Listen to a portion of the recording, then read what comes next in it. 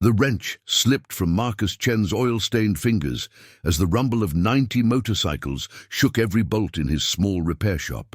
Through the grimy window, he watched leather-clad riders dismount in perfect formation, their bikes forming a protective circle around his humble garage. The largest man removed his helmet, revealing a face scarred by decades of hard living, and walked straight toward Marcus's door. What happened next would transform a quiet veteran's simple life into something he never saw coming. Before we jump back in, tell us where you're tuning in from, and if this story touches you, make sure you're subscribed, because tomorrow I've saved something extra special for you. Marcus Chen had chosen obscurity the way other men chose careers. After 3 tours in Afghanistan, the 45-year-old former army sergeant wanted nothing more than the predictable rhythm of fixing things that could actually be repaired. His small motorcycle repair shop, tucked between a laundromat and a Filipino grocery store on Meridian Avenue, barely earned enough to cover rent and groceries. But it gave him something the military never could: peace. Every morning at 6 sharp, Marcus would unlock the metal security gate, flip the handwritten "open" sign, and disappear into his world of carburetors and timing chains. The shop smelled of motor oil and metal shavings, scents that reminded him of the motor pool back at Fort Bragg before everything went sideways in Kandahar. His customers were mostly locals, teenagers with broken dirt bikes, office workers whose weekend warriors needed tune-ups, and the occasional vintage motorcycle enthusiast hunting for hard-to-find parts. The neighborhood knew Marcus as the quiet guy who could fix anything with an engine. Kids would press their faces against his window, watching him work with the focused intensity of a surgeon. He never advertised, never sought attention, and never talked about the Purple Heart gathering dust in his bedroom drawer.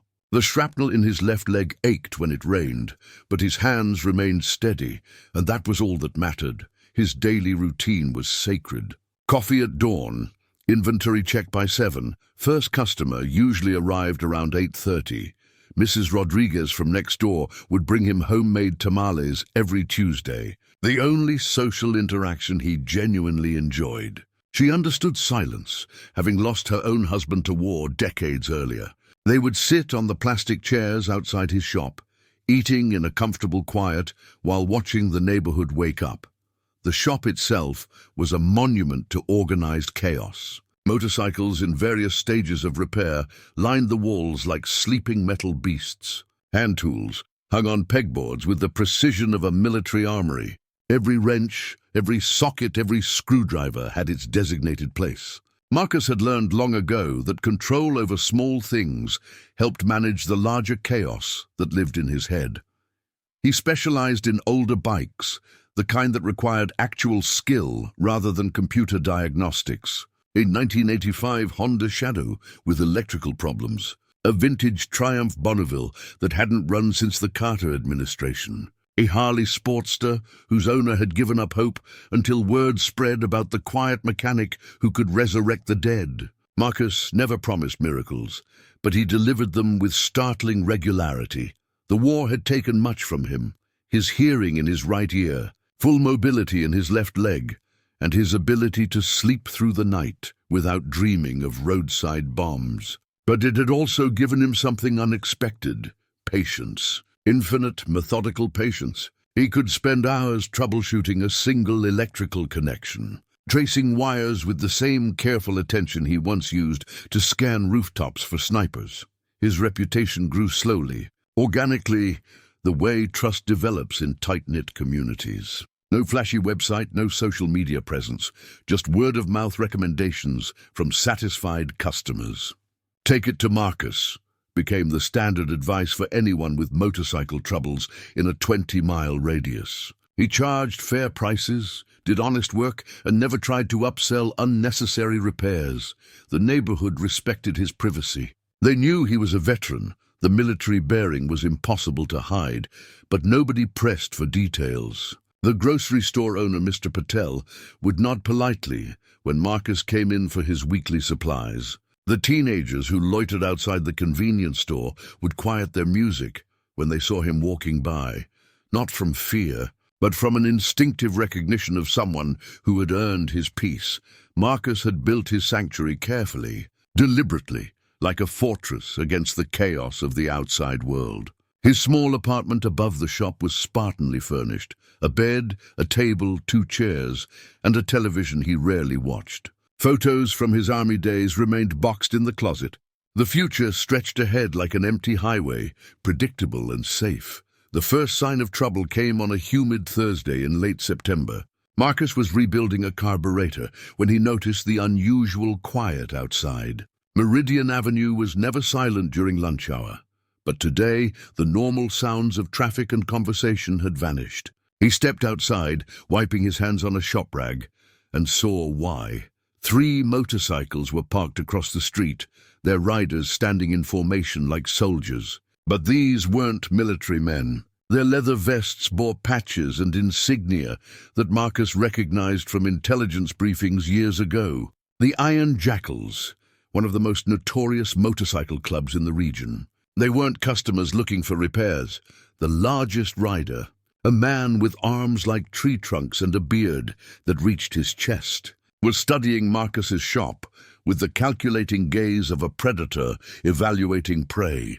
Their eyes met across the empty street, and Marcus felt the familiar tightness in his chest that preceded trouble. The man nodded once, slowly, then climbed back onto his bike. All 3 motorcycles roared to life simultaneously and disappeared around the corner. But the message was unmistakable. Marcus Chen's quiet life was about to become very complicated. The second visit came exactly 1 week later, but this time they didn't just watch. Marcus was underneath a 1997 Kawasaki Ninja, wrestling with a stubborn brake caliper, when the unmistakable sound of multiple Harley-Davidsons filled the air. The vibrations traveled through the concrete floor into his bones, a sensation that triggered memories he'd spent years burying. 5 bikes this time. The same bearded giant from before dismounted first, followed by 4 others whose faces bore the hard edges of men who'd lived violently. They walked into his shop without invitation, boots heavy on the oil-stained concrete, their presence filling the small space like smoke. "You, Marcus Chen?" The leader's voice carried the authority of someone accustomed to being obeyed immediately. Marcus slid out from under the motorcycle, his movements deliberate and unhurried despite the adrenaline flooding his system. Years of military training had taught him that showing fear invited aggression. "Shops closed for lunch." The man laughed, a sound devoid of humor. "Name's Diesel Kowalski. We hear you're real good with bikes." His eyes swept the shop, cataloging tools, exits, weaknesses. "Iron Jackal's got some mechanical problems need solving. I don't work on club bikes." Marcus kept his voice level, conversational. "Liability issues." Diesel stepped closer, and Marcus caught the scent of leather, motorcycle exhaust, and something else. Violence, waiting just beneath the surface. "See, that's going to be a problem, Chen, because we already decided you're our new mechanic." The other 4 had spread out, blocking potential escape routes with practiced efficiency. These weren't random criminals. They moved with military precision. Marcus recognized the formation from his infantry days, standard room clearing positions. Someone in their organization understood tactics. "I appreciate the offer," Marcus said, reaching slowly for a wrench on his workbench. "But I'm particular about my clientele." "Particular?" Diesel tested the word like it tasted bad. "That's cute. You know what's not cute? The territory war is heating up between us and those Heaven's Angels wannabes. Bikes get damaged in wars, Chen. Lots of bikes. We need someone local. Someone reliable. Someone who understands the importance of discretion." Marcus's hand closed around the wrench handle. In Afghanistan, he'd killed 3 Taliban fighters with less than what he currently held. But that was another life. Another man. "Find another shop." The temperature in the room seemed to drop. Diesel's casual demeanor evaporated, replaced by something predatory and dangerous. "There ain't another shop, mechanic. Not for what we need.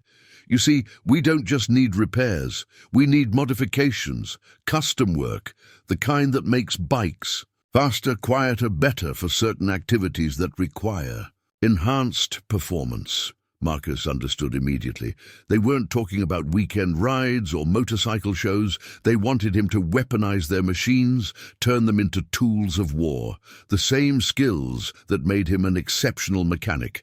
Precision, innovation, understanding of mechanical systems made him valuable to men who settled disputes with violence. Not interested. He set the wrench down carefully, keeping his hands visible. De-escalation through controlled body language, another lesson from military training. Diesel nodded to one of his men, who produced a thick envelope from his jacket. $15,000, Chen. Cash. For 1 month's exclusive work. That's more than you make in 6 months fixing weekend warriors and teenage dirt bikes. The money was real. Marcus could tell by the way it sat in the envelope, the weight and thickness of genuine bills. 15,000 would pay his rent for 2 years, maybe let him expand the shop, buy better equipment. For a moment, he allowed himself to imagine what financial security might feel like. Still not interested. The envelope disappeared. Diesel's expression hardened into something that belonged in war zones, not suburban repair shops. Maybe you misunderstood. This wasn't a request. One of the other men, lean and scarred with prison tattoos covering his neck, stepped forward. Heard you were Army, Chen. Heard you seen combat. That means you understand how chains of command work. You understand the consequences. Marcus felt the familiar tightness in his chest, the same sensation that preceded firefights in Kandahar. His left hand unconsciously moved toward his thigh, where his sidearm would have been holstered during deployment. But this wasn't Afghanistan, and he wasn't a soldier anymore. He was just a mechanic who wanted to be left alone. "Walk away," he said quietly. "All of you. Now." Diesel smiled, and the expression was worse than his anger. "See? That's where you're wrong again, mechanic. We don't walk away. Ever. You got 48 hours to reconsider our generous offer. After that, we start getting creative about motivation techniques." They filed out as systematically as they'd entered, their boots echoing in the sudden silence. Marcus stood motionless for several minutes after the sound of their motorcycles faded, his hands steady despite the storm building in his chest. He knew this pattern and had lived it before in a dozen different countries. Intimidation, escalation, violence. The sequence was as predictable as sunrise. Preparing and narrating this story took us a lot of time, so if you are enjoying it, subscribe to our channel. It means a lot to us. Now back to the story. That evening, Marcus did something he hadn't done in 3 years. He called Tommy Rodriguez, his old squad leader. Tommy had retired to Phoenix, where he ran security for a private military contractor. If anyone understood the delicate politics of dealing with organized criminals, it was Tommy. "Chen, you son of a bitch!" Tommy's voice carried clearly over the connection. "What's it been, 5 years?" "Something like that." Marcus paced his small apartment, unable to sit still. "Tommy, I got into a situation. Need advice. Talk to me." Marcus explained the encounter, the demand for modifications, the implicit threats. Tommy listened without interruption, his silence growing heavier as the details accumulated. "Marcus," Tommy said finally, "you need to understand what you're dealing with. Iron Jackals aren't just another motorcycle club. They're running drugs from Mexico to Canada, using modified bikes for border crossings and high-speed chases. If they want you specifically, it's because someone told them you're the best mechanical mind in the region. I just fix motorcycles, Tommy." Bullshit. You rebuilt entire convoy vehicles from scrap metal in the middle of combat zones. You jury-rigged communication systems that saved lives. Don't pretend you're just some regular mechanic. The truth settled between them like a weight. Marcus had been hiding from his own capabilities, convincing himself that fixing civilian motorcycles was somehow different from the innovative mechanical solutions he'd developed during wartime. But skills didn't disappear just because you wanted them to. "What do I do?" he asked. Tommy's answer came without hesitation. You run, brother. Pack up tonight, disappear, start over somewhere else. These people don't negotiate and they don't forget. You're a threat to their operation now, whether you help them or not. But running meant abandoning everything he'd built. The shop, the neighborhood, Mrs. Rodriguez's Tuesday tamales, the quiet life he'd constructed so carefully. It meant admitting that peace was an illusion, that war always found you eventually. Marcus thanked Tommy and ended the call. Through his window, Meridian Avenue looked peaceful in the gathering dusk. Normal people living normal lives, unaware that violence was circling their neighborhood like a predator. In 36 hours, the Iron Jackals would return for their answer, and Marcus Chen, despite every instinct screaming at him to run, was beginning to realize he might not be able to leave after all. Marcus spent the night doing what he'd learned to do during his worst deployments, preparing for multiple scenarios. He inventoried his tools, identified potential weapons, mapped escape routes through the neighborhood's maze of alleys and fire escapes. Old habits died hard, and survival instincts never truly faded. The next morning brought an unexpected visitor. At precisely 9 a.m., a pristine 1978 Harley-Davidson Electra Glide pulled up outside his shop. The rider wore no colors, no patches, just clean leathers and a helmet that concealed his features. When he removed it, Marcus saw a face weathered by decades but sharp with intelligence, gray hair, careful eyes, and the bearing of a man accustomed to command. You, Marcus Chen? The stranger's voice carried no threat, only curiosity. Depends who's asking. The man smiled, and unlike Diesel's predatory grin, this one seemed genuine. Name's Jake Morrison. Heard through the grapevine you might be having some trouble with the local wildlife. Morrison. Marcus recognized the surname from intelligence briefings, but from a different context. The Angels, not the Iron Jackal's enemies, but their primary rivals in the regional drug trade. This was getting complicated fast. Don't know what you mean. Marcus kept his hands visible, his posture neutral. 2 motorcycle clubs showing interest in his shop within 48 hours. Couldn't be coincidence, Jake chuckled, parking his bike and walking closer with the easy confidence of a man who'd survived worse than morning conversations with suspicious mechanics. Relax, Chen, I'm not here to threaten anybody. Matter of fact, I'm here with the opposite of a threat. He reached into his jacket slowly, producing a thermos and 2 paper cups. Coffee? Real stuff, not that gas station swill. Without waiting for an answer, he poured 2 cups and offered one to Marcus. Colombian. A friend of mine imports it through legitimate channels. The gesture was so unexpected that Marcus found himself accepting the cup. The coffee was excellent, rich, smooth, clearly expensive. What do you want, Morrison? To help you understand your situation. Jake sipped his coffee appreciatively. See, the Iron Jackals think they can muscle you into working for them. Typical Diesel thinking. If you can't buy it, threaten it. If you can't threaten it, destroy it. Very linear approach to problem solving. Marcus remained silent, letting the older man talk. Information was currency in situations like this, and Jake Morrison seemed willing to spend freely. The thing is, Jake continued, Diesel's got tunnel vision. He sees a skilled mechanic. He wants to own that mechanic. But me, I see a bigger picture. You want to know what I see when I look at your operation here? Enlighten me. Jake gestured toward the motorcycles in various stages of repair. Neutrality. A man who works on any bike that comes through his door. No questions asked. No judgment rendered. In our line of work, neutrality is rarer than honest cops and twice as valuable. The implication hung in the air between them. Marcus set down his coffee cup carefully. You're suggesting what exactly? Protection. Jake's tone became businesslike, professional. The Angels have been watching the Iron Jackal's expansion into this territory. We know about their recruitment methods, their intimidation tactics, their general disregard for civilian casualties. You help them, you become a target for us. You refuse them.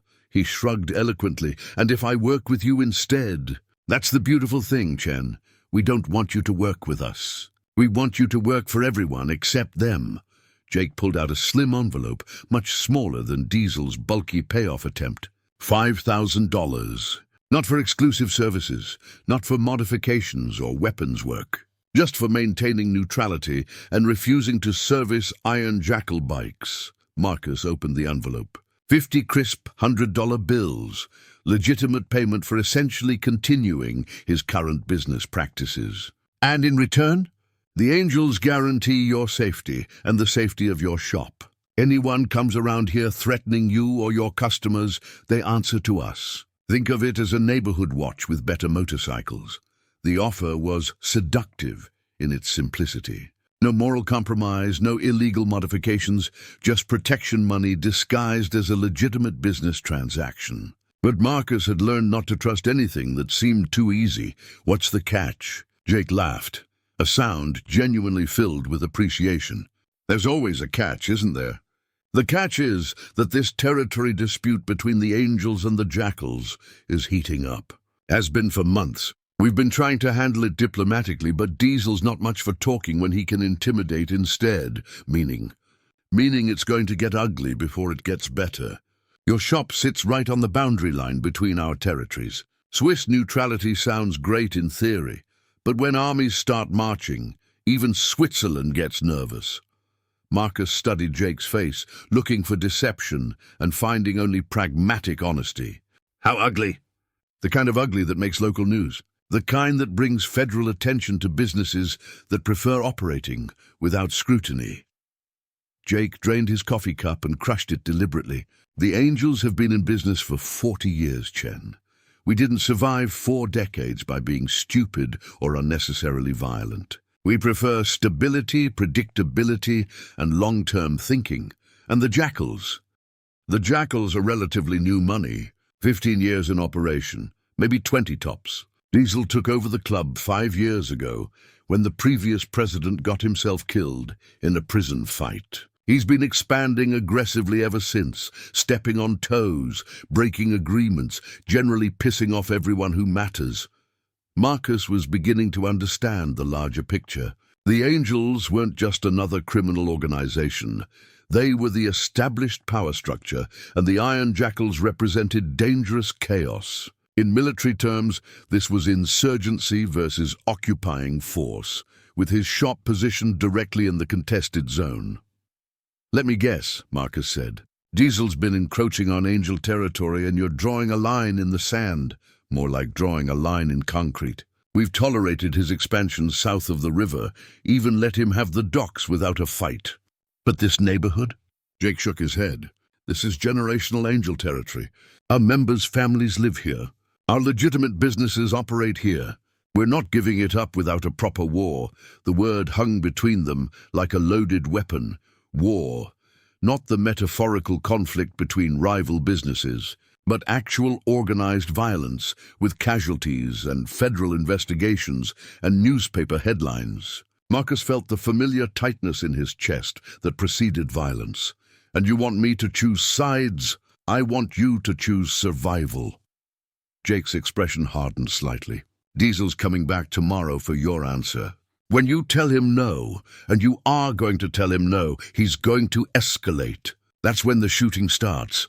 Jake walked back to his motorcycle, his movements unhurried but purposeful. Before mounting, he turned back to Marcus. One more thing, Chen. We know about Afghanistan.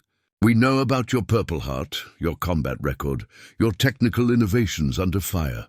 The Angels respect military service, especially from soldiers who understand the difference between necessary violence and senseless brutality. He started his Harley and let it idle for a moment. Diesel's got maybe 30 active members in his charter. The Angels have 90, not counting affiliated clubs and support personnel. When this goes hot, those numbers matter. Jake Morrison rode away, leaving Marcus alone with $5,000, an impossible choice, and less than 24 hours before the Iron Jackals returned for their answer. The morning sun felt too bright, and the familiar sounds of his neighborhood carried an edge of impending change. Marcus Chen, who had survived 3 combat deployments only to seek peace in a small motorcycle repair shop, was being forced back into war, whether he wanted it or not. Diesel Kowalski arrived early, and he didn't come alone. Marcus was opening his shop at dawn when he spotted them across the street, 8 Iron Jackal members positioned with tactical precision around the block. They weren't trying to hide. This was a show of force, designed to eliminate any illusion that Marcus had real choices remaining. The bearded giant himself sat on his Harley directly across from the shop entrance, engine running, arms crossed over his massive chest. When their eyes met, Diesel smiled and tapped his watch. The message was clear. Time's up. Marcus unlocked his shop with steady hands, refusing to show the adrenaline coursing through his system. Inside, he went through his morning routine with mechanical precision. Inventory check, tool organization, equipment inspection. Normal activities to maintain the illusion of normalcy, even as his peripheral vision tracked movement through the windows. At exactly 8 a.m., Diesel dismounted and walked across the street. This time, he came alone, confident that the visible backup eliminated any need for intimidation tactics. His leather vest displayed new patches, ones Marcus recognized from military intelligence briefings as symbols of violence and territorial control. "Morning, Chen." Diesel's voice carried false cheer. Beautiful day for making smart decisions. Marcus continued working on a Yamaha's carburetor, his hands steady despite the tension. "Shop's open for business. You need something fixed?" "What I need," Diesel said, stepping closer, "is your answer to our generous offer. 48 hours, remember?" "Time's up, I remember." Marcus set down his tools and faced the larger man directly. "Answer's no." For a moment, the shop fell completely silent. Outside, Marcus could hear the idle of multiple motorcycles, the subtle sounds of men positioning themselves for violence. Diesel's expression shifted through several emotions. Surprise, disappointment, then cold calculation. "No." He repeated the word like he'd never heard it before. "That's interesting, Chen. Real interesting. You know what's more interesting? The conversation I had last night with some federal friends of mine." Marcus kept his expression neutral, but internally, warning bells were screaming. Federal involvement meant this situation was far more complex than a simple territorial dispute between motorcycle clubs. "Seems there's been some angel activity in the neighborhood lately." Diesel continued conversationally. "Jake Morrison specifically. Made you an offer, did he? Protection for cooperation?" The shop suddenly felt smaller, more confining. Marcus realized he'd underestimated the intelligence capabilities of both organizations. They'd been watching each other, and him, far more carefully than he'd assumed. "Don't know what you mean." Diesel laughed, a sound devoid of humor. "Chen, my friend, you're playing chess with people who've been at this game for decades. You think we don't know about every conversation, every financial transaction, every cup of coffee shared on this block?" He pulled out his phone and showed Marcus a photograph. Jake Morrison entering the shop the previous morning. Both men visible through the window, coffee cups in hand. The image was clear, professionally taken, and time-stamped. "Federal surveillance equipment," Diesel explained. "Amazing what you can acquire when you have the right connections in law enforcement. See, the angels think they're untouchable because they've been around forever. What they don't realize is that longevity makes you predictable, and predictable makes you vulnerable." Marcus felt the ground shifting beneath his feet. This wasn't just a territorial dispute. It was a coordinated takedown involving federal law enforcement. The Iron Jackals weren't just expanding their territory. They were systematically dismantling their competition with official backing. "Here's what's really happening, Chen," Diesel continued, his voice dropping to a conversational whisper. "The feds have been trying to break the angels for 20 years. Never could make anything stick because the old-timers are smart, careful, disciplined. But now they've got a new strategy. Let us do their dirty work." The implication hit Marcus like a physical blow. The Iron Jackals were operating as a federal asset, creating chaos and violence that would justify massive law enforcement intervention. When the smoke cleared, both organizations would be destroyed, but the Jackals would have served their purpose. "You're wearing a wire," Marcus realized. "Smart man." Diesel tapped his chest. Everything we've discussed, every threat made, every offer extended, it's all being recorded. But here's the beautiful part. None of it matters unless you make the wrong choice. He leaned against Marcus's workbench with casual confidence. See, if you agree to work with us, those recordings disappear. If you choose the Angel's protection instead, well, he shrugged eloquently. Conspiracy charges, accessory to racketeering, maybe some creative interpretations of terrorism statutes. Federal prison's a hard place for veterans, Chen. Lot of people there don't appreciate military service. The web was more complex than Marcus had imagined. Every choice led to catastrophe. Work with the Jackals and become complicit in their federal operation. Choose the Angels and face manufactured criminal charges. Or refuse both and face immediate violence. There is a fourth option, Diesel said, as if reading his thoughts. Witness protection. Due identity, relocation, monthly government stipend. All you have to do is testify about Angel activities in this neighborhood. Simple civil service. Marcus understood now why Jake Morrison had seemed so confident, so willing to make generous offers. The Angels didn't know they were walking into a federal trap. 40 years of successful operation had made them complacent, trusting in methods that worked before surveillance technology and coordinated law enforcement operations. How long? Marcus asked quietly. How long what? How long have you been federal assets? Diesel's smile became predatory. Long enough to know that this conversation is being recorded, that your shop has been under surveillance for 6 weeks, and that Jake Morrison's entire organization is about to experience a very bad year. Through the window, Marcus saw more Iron Jackal members arriving. Not 8 now, closer to 15, all positioned with military precision around potential escape routes. This wasn't intimidation anymore. It was containment. The Angels are planning something big, Diesel continued. Territory war, major retaliation against our expansion. Federal surveillance indicates they're mobilizing significant resources for a decisive confrontation. All we need is someone on the inside to confirm details, timing, participants. Someone like me. Someone exactly like you. Neutral mechanic trusted by both sides, positioned to observe without suspicion. Perfect federal asset. Marcus looked around his shop, the motorcycles in various stages of repair. The tools organized with military precision, the small sanctuary he'd built against the chaos of the world. Everything he'd constructed to escape war was being systematically destroyed by forces beyond his control.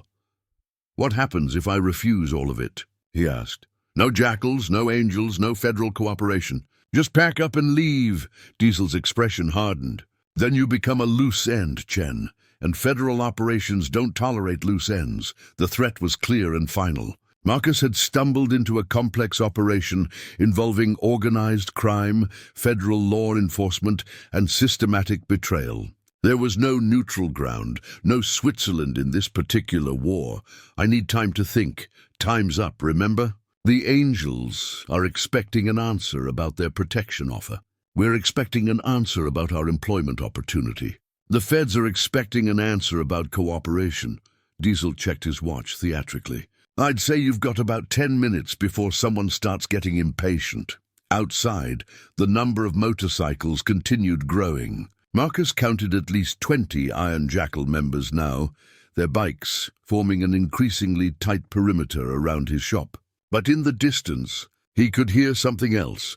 The distinctive sound of approaching Harley-Davidson engines, many of them, coming from the opposite direction.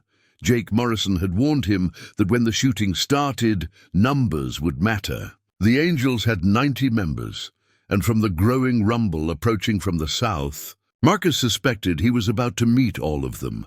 The war was about to begin, and his small motorcycle repair shop sat directly in the crossfire. The sound started as a distant rumble, like approaching thunder on a clear day. Then it grew, multiplied, became a mechanical symphony of chrome and steel that made the windows of Marcus's shop vibrate in their frames. Diesel's confident expression flickered for the first time as the noise intensified. 90 motorcycles. Jake Morrison hadn't been exaggerating. They came from 3 directions simultaneously, a coordinated assault that spoke of military-level planning. The main force approached from the south on Meridian Avenue, their formation tight and disciplined. A smaller group emerged from the industrial district to the east, while a third contingent swept in from the residential neighborhoods to the west. The Iron Jackal's perimeter, impressive moments before, suddenly looked inadequate. Marcus watched through his window as Jake Morrison led the southern column. His pristine Electra glide at the head of a formation that included everything from vintage shovelheads to modern street glides. These weren't weekend warriors or casual riders. Every bike had been modified for performance. Every rider moved with practiced precision. "Son of a bitch," Diesel muttered, his federal bravado evaporating. He spoke rapidly into a throat microphone Marcus hadn't noticed before. "Control, this is Jackal 1. We have a massive Angel response. Repeat, massive response. Request immediate backup." The response crackled through a nearly invisible earpiece. "Jackal 1, maintain position. Federal units are en route. ETA 15 minutes. 15 minutes. In Marcus's military experience, battles could be decided in seconds, not minutes. The Angels weren't here to negotiate or posture. They'd come for war. Jake Morrison dismounted first, his movement triggering a cascade as 89 other riders shut down their engines simultaneously. The sudden silence was more intimidating than the previous roar. Marcus could see Angel members spreading through the neighborhood with tactical efficiency, occupying rooftops, controlling intersections, establishing fields of fire that would make any federal response complicated and bloody. "Marcus Chen," Jake called out, his voice carrying clearly across the street. "We need to talk." Diesel drew a concealed pistol, a move that triggered immediate responses from visible Iron Jackal members. But the Angels didn't draw weapons in return. They simply shifted positions slightly, their movement suggesting overwhelming firepower advantage already in place. "Federal asset," Jake continued, his tone conversational but carrying absolute authority. "Wearing surveillance equipment, working with law enforcement to entrap Angel members." "Did you really think we didn't know?" Marcus felt the last pieces of the puzzle clicking into place. The Angels had known about the federal operation from the beginning. Jake's visit, the protection offer, even the coffee, all of it had been theater, designed to force the government's hand before they were ready.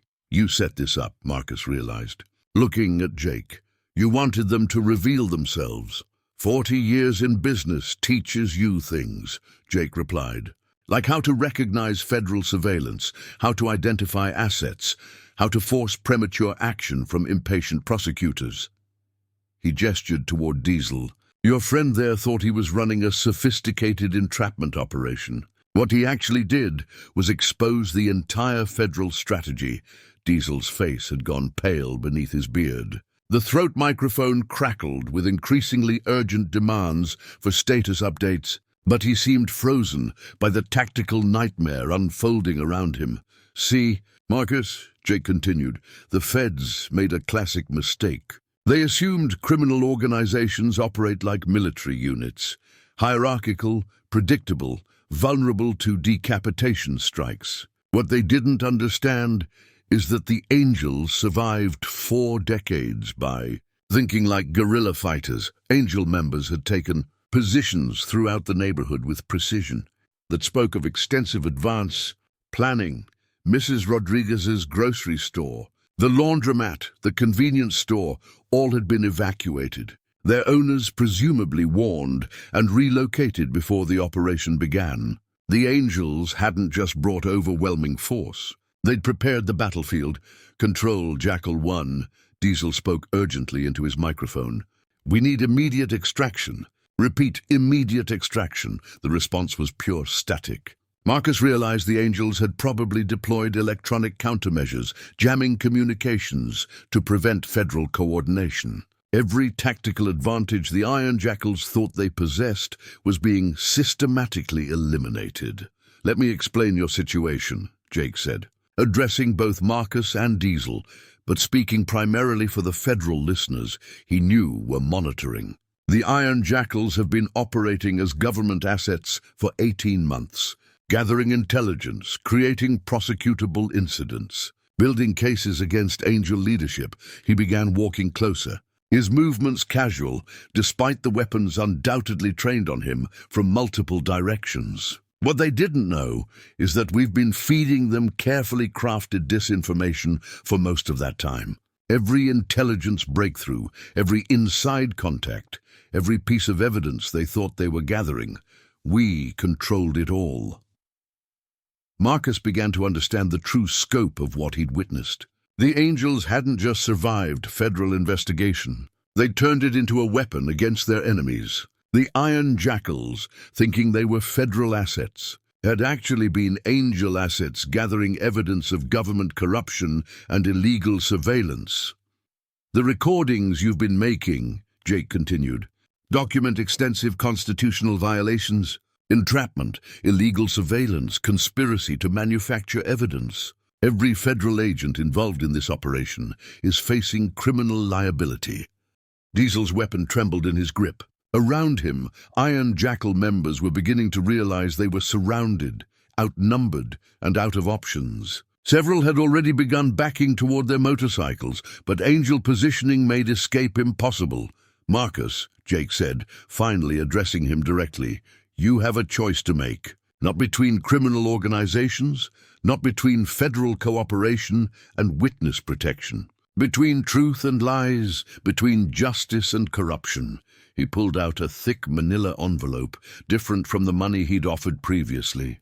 "These are copies of every illegal surveillance recording made in your shop, every constitutional violation committed against you, every federal crime perpetrated in the name of law enforcement. Enough evidence to destroy careers, end prosecutions, and expose systematic corruption." The weight of decision settled on Marcus's shoulders like equipment he'd carried in combat zones, heavy, essential, life-determining. Every choice led to consequences that would reshape not just his quiet life, but the lives of everyone in his neighborhood. "What do you want from me?" he asked. "Nothing," Jake replied. "We want you to remain exactly what you've always been, a neutral mechanic who fixes motorcycles and minds his own business. The difference is, now you'll do it without federal surveillance, without criminal organizations threatening your customers, without having to choose sides in wars you didn't start." Sirens began wailing in the distance, federal backup finally responding. But Jake Morrison seemed unconcerned, checking his watch with the same casual confidence he'd displayed throughout their encounters. "Federal units will arrive in approximately 3 minutes, he announced. "When they do, they'll find evidence of Iron Jackal criminal activity, documentation of constitutional violations, and 90 law-abiding citizens exercising their right to peaceful assembly." The Angels began mounting their motorcycles with the same precision they'd demonstrated dismounting. Within seconds, engines roared to life in perfect synchronization. But they didn't flee. They formed protective formations around Marcus's shop, creating a barrier between the federal response and the small mechanic caught in the crossfire. "Diesel!" Jake called out as the first police cars appeared at the end of Meridian Avenue. "You might want to think carefully about your next words. Federal wire or not, conspiracy charges work both ways." The bearded giant looked around desperately, his federal support evaporating as law enforcement vehicles surrounded a scene they clearly hadn't expected to find. Instead of Angel criminals caught in a federal trap, they faced organized citizens, documented constitutional violations, and a public relations nightmare that would make headlines nationwide. Marcus Chen stood in the doorway of his shop, watching the careful choreography of justice and revenge playing out in his quiet neighborhood. The war had arrived as promised, but its outcome was far different from anything he could have imagined. The federal agents arrived expecting a crime scene and found a constitutional law seminar instead. Agent Sarah Hendricks stepped out of the lead vehicle, her tactical vest and drawn weapon suddenly looking excessive against the backdrop of 90 motorcycles parked in perfect formation. The Angels sat calmly on their bikes, engines off, hands visible. presenting the picture of organized citizens engaged in peaceful assembly. Jake Morrison dismounted and walked directly toward her, carrying the manila envelope with the careful precision of a man delivering evidence to court. "Agent Hendricks, I believe. We've been expecting you." The lead federal agent's confusion was visible, even from Marcus's position in his shop doorway. She'd clearly been briefed for a tactical arrest operation, not a public documentation of government overreach. "Jake Morrison," she said, holstering her weapon but keeping her hand near it. "You're under arrest for what exactly?" Jake interrupted, his voice carrying clearly across the silent street. "Exercising my constitutional right to peaceful assembly, operating legal businesses, or perhaps for exposing systematic federal violations of the Fourth Amendment." He handed her the envelope. 18 months of illegal surveillance recordings, Agent Hendricks. Every conversation recorded without warrants. Every constitutional violation committed in the name of manufactured prosecutions. Your entire operation documented in excruciating detail. Diesel Kowalski had gone completely silent, his federal handler connection apparently as dead as his chances of avoiding prosecution. The iron jackals around him looked increasingly desperate as they realized their government protection had evaporated the moment headlines became inevitable. "You see," Jake continued conversationally, "the Angels have been in business for 40 years because we understand something federal law enforcement apparently doesn't: the difference between criminal activity and civil disobedience. Today, Agent Hendricks, you're witnessing the latter." Marcus watched Agent Hendricks flip through documents in the envelope, her expression growing increasingly grim as she recognized the implications. These weren't just Angel intelligence reports, they were comprehensive documentation of federal crimes, complete with dates, times, and recorded conversations. "Every recording device planted in Mr. Chen's shop," Jake explained. "Every surveillance photograph taken without warrants. Every attempt to coerce civilian cooperation through manufactured threats. All federal felonies, Agent Hendricks. All committed by the Iron Jackals under direct federal supervision." The tactical situation was dissolving rapidly. Federal agents designed for quick arrests found themselves surrounded by cameras, legal observers, and citizens who clearly understood their rights better than most law enforcement. Local news crews had somehow arrived simultaneously with law enforcement, their equipment already documenting what would become a landmark case in federal overreach. "Mr. Chen," Agent Hendricks called out, seemingly grasping for some thread of control. "We need you to come with us for your own protection." Marcus stepped forward, feeling steadier than he had in days. The chaos of the last week had finally resolved into clarity, and he understood his role completely. "I don't need protection, Agent Hendricks. I need you to remove illegal surveillance equipment from my property."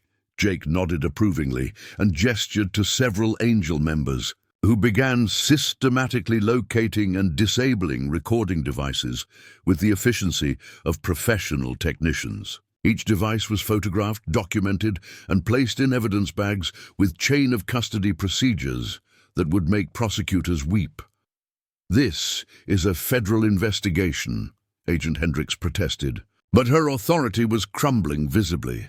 "This was a federal investigation," Jake corrected. "Now it's a federal scandal. The difference is that scandals require congressional hearings, internal investigations, and career-ending reassignments." Diesel made his move then, probably figuring he had nothing left to lose. The bearded giant lunged toward Marcus, his concealed pistol appearing in his hand with surprising speed. But Marcus Chen had survived 3 combat deployments, and his reflexes remained sharper than desperation. The wrench caught Diesel in the solar plexus before the gun cleared his holster, doubling him over and sending the weapon skittering across the oil-stained concrete. Marcus's follow-up strike to the base of Diesel's skull was precise, economical, and absolutely final. The Iron Jackal leader collapsed like a demolished building. "Self-defense," Jake observed to Agent Hendricks. "Witnessed by 90 law-abiding citizens and documented by multiple cameras. I trust that won't require excessive paperwork." The remaining iron jackals surrendered without resistance, their federal protection revealed as worthless and their leadership unconscious on a shop floor. Agent Hendricks found herself processing not the massive Angel arrest she'd anticipated, but the complete collapse of an 18-month federal operation. What happens now? Marcus asked Jake as paramedics attended to Diesel's unconscious form. Now you go back to fixing motorcycles, Jake replied. The Angels return to our legitimate businesses. The feds investigate their own constitutional violations, and everyone pretends this neighborhood was never the center of a federal conspiracy. The cleanup took 3 hours. Federal agents removed their illegal surveillance equipment, while Angel members documented every action with legal precision. News crews interviewed neighborhood residents who expressed shock that their quiet mechanic had been subjected to months of illegal federal surveillance. Mrs. Rodriguez provided coffee and homemade empanadas to everyone, treating the constitutional crisis like a block party. She winked at Marcus while serving federal agents. Her message clear: the neighborhood would close ranks around their mechanic, regardless of governmental complications. By evening, Meridian Avenue had returned to its normal rhythm. The laundromat reopened, children played in the street, and Marcus Chen stood in his shop, surrounded by motorcycles that needed repair. The only evidence of the day's events was a small pile of disabled surveillance equipment and a business card Jake Morrison had left behind. "Call if you need anything," the card's handwritten message read. "Real mechanics are hard to find." Marcus examined his shop with fresh eyes. Every tool remained in its designated place. Every motorcycle waited patiently for attention. Every oil stain marked years of honest work. But something fundamental had changed, not in his physical surroundings, but in his understanding of sanctuary. He'd spent 3 years building walls against the chaos of the world, convinced that peace required isolation and neutrality demanded invisibility. Today had taught him that sometimes sanctuary wasn't about hiding from conflict, but about choosing the right side when conflict found you anyway. The Purple Heart in his bedroom drawer no longer felt like a relic from another life. Military service had taught him to identify threats, assess situations, and take decisive action under pressure. Those skills hadn't disappeared when he left the army. They'd simply been waiting for the right moment to matter again. 3 weeks later, Marcus received a package with no return address. Inside was a newspaper clipping detailing the federal investigation into constitutional violations committed during Operation Iron Curtain. Agent Hendricks had been reassigned to a desk job in Montana. Diesel Kowalski faced 17 federal charges ranging from conspiracy to assault on a federal witness. The Iron Jackals had disbanded entirely, their members either arrested or scattered to less complicated criminal opportunities. The Angels continued operating their legitimate businesses with the same quiet efficiency they'd always maintained, their reputation enhanced by their sophisticated handling of federal overreach.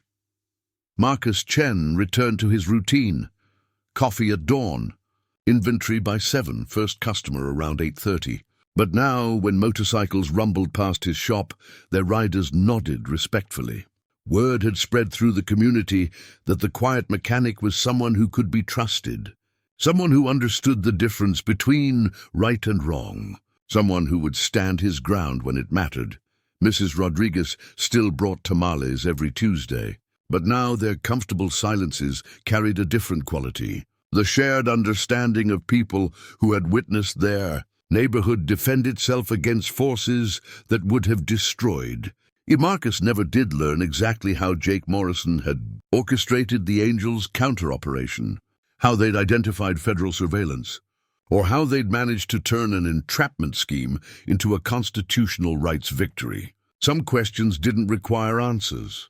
What mattered was simpler. His shop remained neutral ground, his work remained honest, and his peace had proven stronger than the forces that tried to shatter it. The war had come and gone, leaving behind not destruction, but a deeper understanding of what sanctuary actually meant. The quiet veteran had found his place in the world, and the world had learned to respect it. Up next, you've got two more standout stories right on your screen. If this one hits the mark, you won't want to pass these up. Just click and check them out. And don't forget to subscribe and turn on the notification bell so you don't miss any upload from us.